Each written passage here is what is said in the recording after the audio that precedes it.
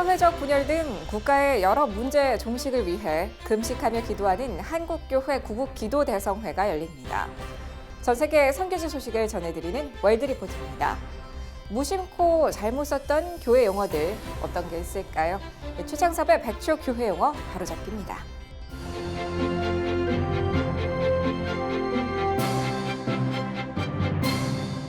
안녕하십니까? 매 요일마다 섹션을 통해 더 깊이 있는 글로컬 선교교육 뉴스 전해드리고 있는 CJN투데이입니다. 월요일인 오늘은 목회와 신앙입니다.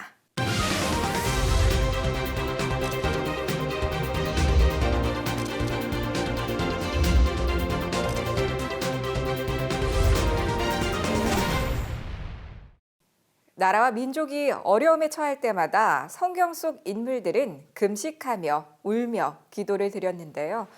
오는 6월 25일 한국전쟁 70주년을 맞아 나라의 많은 문제들을 놓고 기도하는 구국기도회가 열립니다. 조준화 기자가 취재했습니다. 오는 6월 25일 한국교회 구국기도대성회가 서울 영락교회에서 3일 동안 진행됩니다. 이번 기도회는 특별히 다니엘서 9장 2절에 70년 만에 그치리라는 구절과 같이 한국 사회의 혼란이 멈추기를 바라는 마음으로 시작됐습니다. 현재 한국에서는 코로나19의 확산, 각종 혐오에 따른 사회 분열 등 많은 사회적 문제들이 혼재하기 때문입니다. 마치 70년 전 6.25 바로 이전의 한국 사회 이상으로 국론이 분열되고 또 계층이 또 분열되고 여러 가지 혼란한 가운데 있기 때문에 믿는 성도들은 오직 하나님 바라볼 때인데, 그래서 우리가 정말 다 초점을 하나님께 모아서 오직 주만 바라보나이다. 구국기도회의 주제는 총 3개로 회개와 하나님 나라, 교회 연합과 복음 통일, 그리고 영적 부흥과 세계 선교입니다. 임 목사는 기독교인들이 사회 혼란의 해결을 위해 위정자들을 놓고 기도해야 한다고 말합니다. 왕들을 위해서, 위정자들을 위해서 기도하라고 말했잖아요. 근데 우리가 지금 너무 비판만 많이 하지 기도를 많이 하는 것 같아요. 성경의 가르침은 비판하라는 말보다는 기도하라 그랬거든요.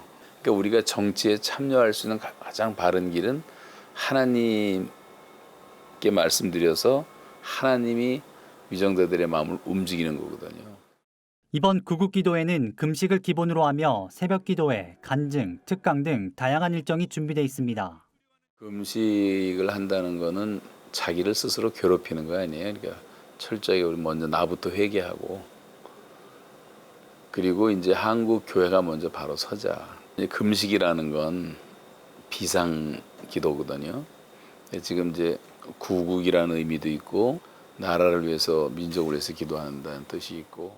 임 목사는 이 밖에도 금식 기도를 통한 교회의 본질, 예배, 선교 정신의 회복 등에 대한 기대감도 표했습니다. 또한 임 목사는 비록 사회가 여러 갈래로 분열되었지만 기도 안에서 하나 될 수 있음을 강조했습니다. 이념이라는 자체는 사람들이 갖고 있는 정신적인 우상이에요. 우리가 볼 때는. 또 기도해서 우리가 하나님, 성령으로 하나가 되면 다 하나가 되는 거지. 하나됨의 본질은 성령의 역사니까 그 성령님이 하나 되게 하시기를 이제 기도하는 거죠. 한국교회 구국기도대성회의 참가자는 6월 15일까지 선착순으로 모집하고 있으며 참가 신청은 TMTC 홈페이지를 통해 할 수 있습니다. CJN투데이 조준하입니다.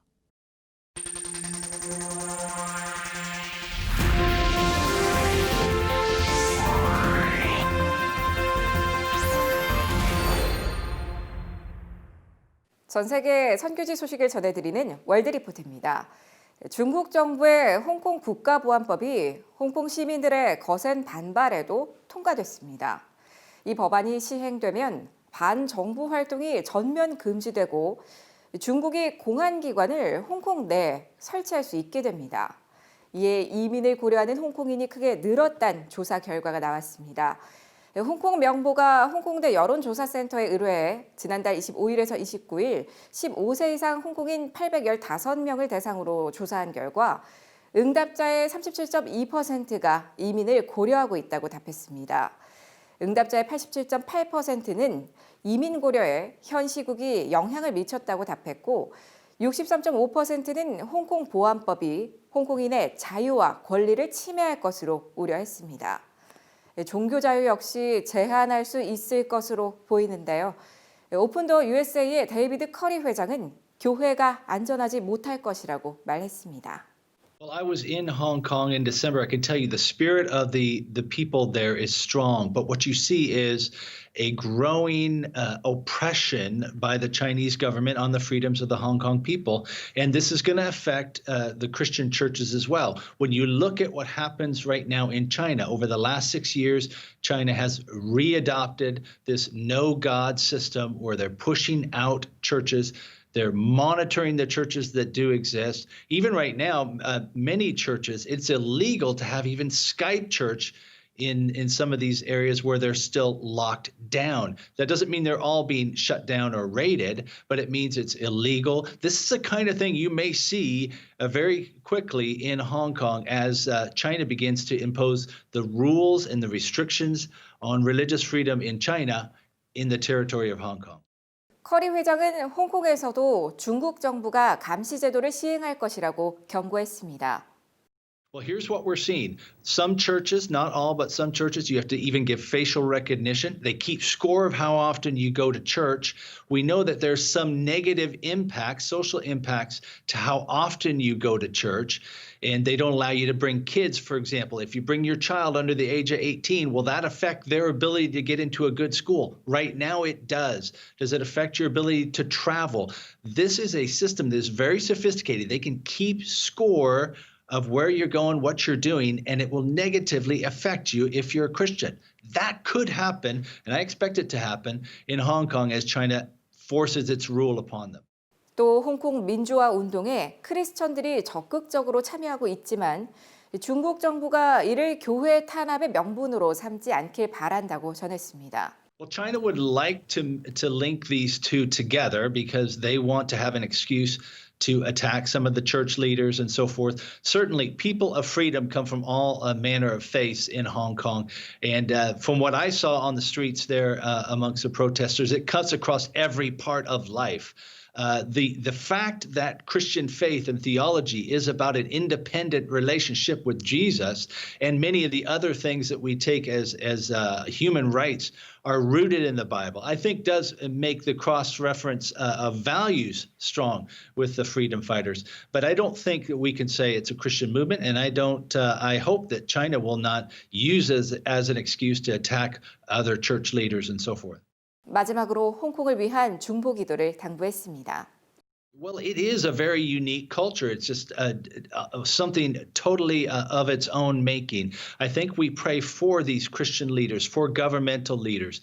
It is a very small piece when you consider it next to China. So it's going to need some extraordinary support from the worldwide community to see clearly through the fog of what's being said, because so much of the news from coming out of China is propaganda. I've seen it firsthand. I've witnessed what's happening and then read what they're saying about it, and there's just worlds apart. So we need clarity and pray for that in this very difficult time.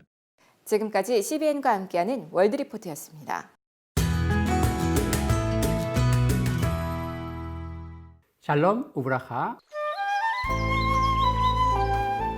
오늘은 여러분들과 솔로몬은 왜 백향목으로 성전을 건축했을까라는 주제로 재미난 이야기를 나눠보고자 합니다.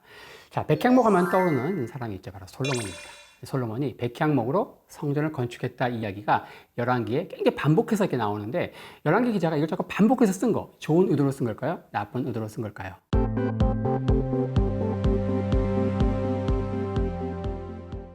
이걸 현대적으로 한번 각색해 보겠습니다. 어떤 교회가 멀쩡한 그 교회 건물을 다 허물고, 지은 지 3년밖에 안 됐는데 그 교회에다 허물고 성도들로부터 막 500억 정도 헌금하게 해가지고 이태리 대리석을 막 수입해다가 교회를 건축했다. 그거를 어떤 신문 기자가 3주 연속으로 그 기사를 썼어요. 그 교회에 대해서 좋게 쓴 겁니까? 이태리 대리석을 수입해다가 막 교회 외장을 처벌했다, 장식했다. 좋은 의미입니까? 나쁜 의미죠. 솔로몬이 백향목으로 성전 외장을 막 장식했다. 이것은 상당히 부정적인 의미를 담고 있다. 자, 열왕기 기자는 바로 당시 최고 통치자인 솔로몬의 어떤 치명적인 죄를 고발하고자 하는 기자 정신을 가지고 이걸 쓴 거예요. 자, 열왕기 기자는 당시 최고 통치자인 솔로몬의 어떤 치명적인 죄, 이 죄를 고발하기 위해서 크게 3가지 사건을 기록하고 있는데, 그 중에 하나가 바로 이 백향목으로 성전 건축한 이야기입니다. 여러분들은 솔로몬의 이 치명적인 죄가 뭐라고 생각하십니까? 우상숭배? 음란? 그거 아닙니다. 솔로몬의 치명적인 죄는 바로 허영심이에요. 허영심. 당시에 이 모든 왕들은 자기의 왕의 권위를 드러내고 있어 보이게 하기 위해서 하는 게 뭔가 수많은 처첩들을 두는 거예요. 많은 부인들을 두는 거예요. 솔로몬이 본국에서도 부족해가지고 외국에서도 들여오죠. 외국에서. 근데 외국에 온 여인들이 우상들을 갖고 오는 거예요. 그래서 그러면서 우상 숭배에 빠지죠. 그러니까 우상 숭배라고 하는 죄는 이 사이드, 이 곁가지의 죄고 허영심이 큰 죄고요. 근데 많은 여인들을 둔 거, 바로 이것도 음란도 이것도 이제 그 사이드의 죄죠. 근본적인 것은 바로 왕으로서 자기의 권위를 드러내기 위해 수많은 그냥 부인들을 두는 거, 이 허영심에서 이렇게 온 것인데, 그 백향목 건축이 왜 허영심과 관련이 있는가? 자, 이걸 알려면은 이스라엘에서 최고의 목재가 뭔지를 알아야 됩니다. 이스라엘에서 건축할 수 있는 최고의 목재는 백향목이 아니죠. 바로 뽕나무입니다. 자, 이스라엘은 90%가 건축재가 돌이고요. 그리고 10%가 나무입니다. 제일 먼저 이제 네 귀퉁이 위에 돌을 놓고, 모퉁이 돌입니다. 그 주변의 벽을 전부 돌로 쌓고, 나무가 들어가는 부분은 지붕밖에 없습니다. 지붕. 이 지붕에 뭘 놓는가? 바로 뽕나무 빔을 놓는 거예요. 뽕나무 빔. 이 뽕나무 빔 요게 성경에 나오는 내 눈에 있는 들보를 빼어라 할 때 그 들보가 지붕에 놓는 뽕나무 빔입니다. 반드시 뽕나무로 놔야 돼요. 백향목 놓으면 안 됩니다. 왜냐하면 이스라엘은 1년 365일 가운데 260회, 즉 3일에 이틀은 크고 지진이 있어요. 이 백향목은 굉장히 무겁다. 뽕나무는 굉장히 가볍습니다. 가벼운 이 뽕나무 빔을 놔야 돼요. 백향목은 이스라엘에서 자생하지 않고 이 레바논에서 수입하는 굉장히 비싼, 마치 이태리 대리석과 같은 굉장히 비싼 수입 목재다. 그리고 굉장히 무거워요. 그 작은 지진에도 그냥 와르르 무너지죠. 그리고 잘 썩습니다. 근데 이스라엘 상황에서 전혀 맞지 않죠? 그럼에도 불구하고 백향목으로 건축하면 좋은 게 딱 하나 있습니다. 굉장히 있어 보이죠. 솔로몬의 허영심을 충족시켜줄 수 있는 좋은 목재가 바로 백향목이라는 겁니다. 솔로몬의 허영심을 고발하는 열왕기 기자의 두 번째, 자, 바로 금방패 이야기입니다. 솔로몬은 자기를 지켜주는 친위대 군사 500명에게 방패를 하사하죠.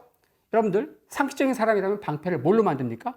당연히 노수로 만들어야죠. 근데 이 솔로몬, 이 정신 나간 솔로몬은 방패를 금으로 만들어요. 열왕기 기자는 바로 이걸 신라를 고발하는데 어떻게 고발하는가? 이걸 디테일하게 다 까발립니다. 자, 방패 500개를 만드는데 큰 금방패 200개, 작은 금방패 300개를 만들어줬다, 이렇게 얘기하는 거예요. 근데 결국 뒤에 가서 다 뺏기죠. 솔로몬이 죽고 르호보암 왕 때 애굽에 희삭이 쳐들어와서 다 뺏깁니다. 그리고서 이렇게 기록되어 있죠. 성경이 그제서야 놋방패로 대신하리라. 완전히 한방 2단 옆탁을 막 차는 거예요. 그냥 신랄하게 공격하는 것이죠. 마지막 세 번째, 솔로몬의 허영심을 고발하는 마지막 세 번째 이야기, 이게 압권입니다. 이게 하이라이트죠. 바로 곳곳에 말을 두는 거예요. 말을 막 두는 거예요. 하솔, 무기토, 게셀, 심지어 예루살렘까지 곳곳에 말을 키운다. 말을 키우면 왜 안 됩니까? 자, 신명기 17장에 보면은 모세가 죽으면서 그래요. 너희가 이스라엘 땅에 들어가서 우리 형제들 가운데 왕이 되려고 하는 자, 다른 거 다 해도 돼. 하지만 이 세 개는 절대 하면 안 돼. 첫 번째, 말을 많이 두지 말라. 그리고 이방 여인을 아내로 두지 말라. 세 번째, 금과 은을 많이 축적하지 말라. 그럼 이렇게 떠오르는 사람이 있네요. 솔로몬이에요. 솔로몬은 하나님이 하지 말라고 한 것만 골라서 한 굉장히 악한 왕이라는 거예요. 동일한 말씀에 대해 다윗은 어떻게 순종합니까? 전리품으로 엄청나게 많은 말을 취했을 때 말의 뒷발의 힘줄을 끊어버리죠. 하나님의 말씀에 순종한 거죠. 하지만 솔로몬은 어때요? 말을 곳곳에 키우고 적극적으로 굉장히 고범죄, 말고도 막 적극적으로 죄를 범한 막 그냥 범죄 조직을 막 만들고 막 그렇게 한 거예요. 굉장히 악한 왕입니다.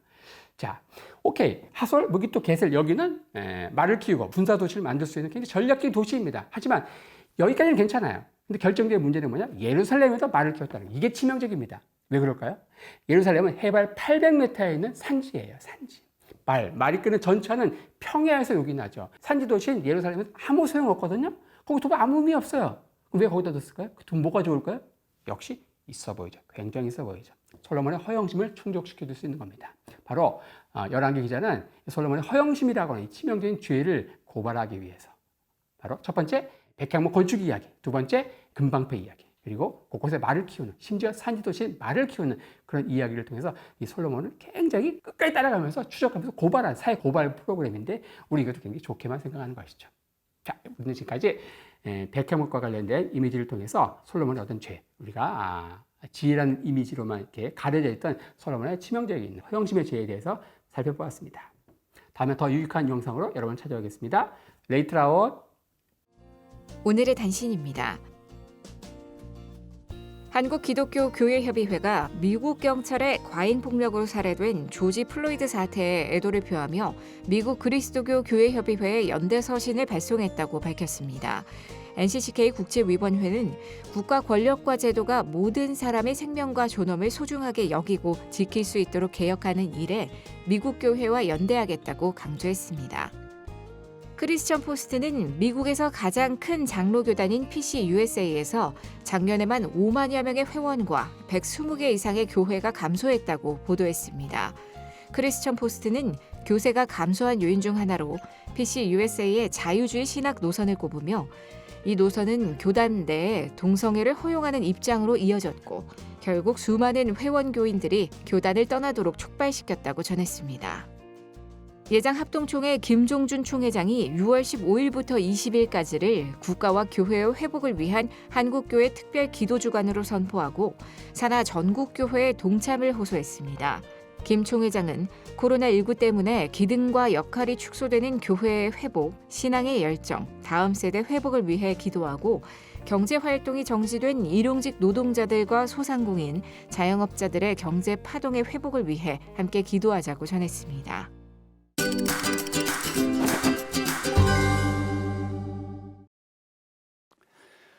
안녕하십니까. 교회 용어 바로잡기 최창섭입니다.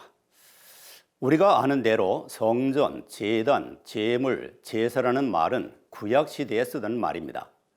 물론 신약시대에는 예수님께서 단 한 번 완벽한 제물로 돌아가시고 부활하셔서 우리 죄를 사해 주셨고, 바울 사도는 로마서 12장 1절에서 우리의 몸을 하나님께서 기뻐하시는 거룩한 산 제물로 드리라고 했습니다.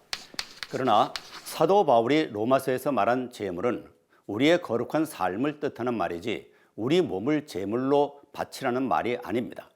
그리고 신약시대의 성전은 고린도전서 6장 19절에 우리의 몸이 성령이 계시는 성전이라고 말하고 있고, 구약시대의 제사는 신약시대에는 예배로 대치되었습니다.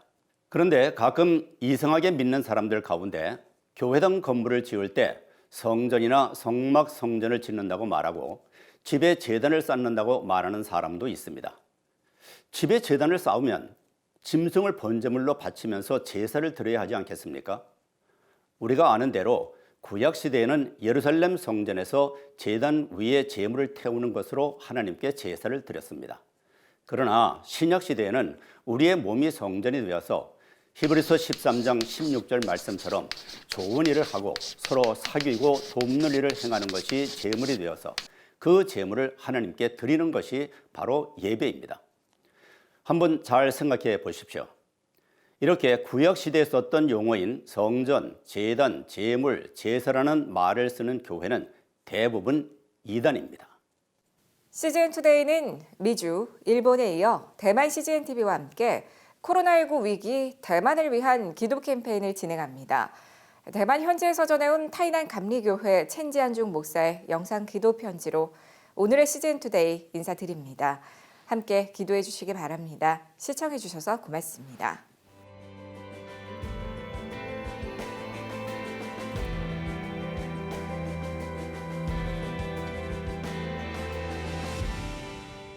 各位弟兄姐妹们，大家平安。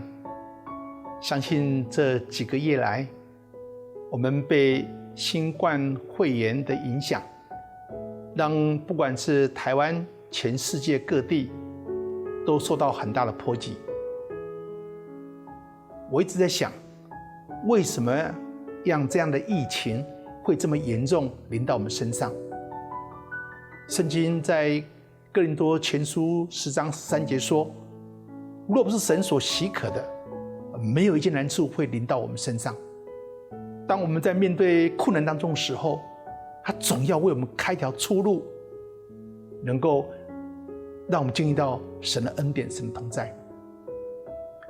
台湾在面对这个疫情的影响，虽然台湾在卫福部做得很好，上帝也祝福我们的这些主管单位的负责人，他们很有智慧，不管在疫情的控制，没有以至于成为社区的感染，让我们这29天来，我们的本土的感染几乎是0。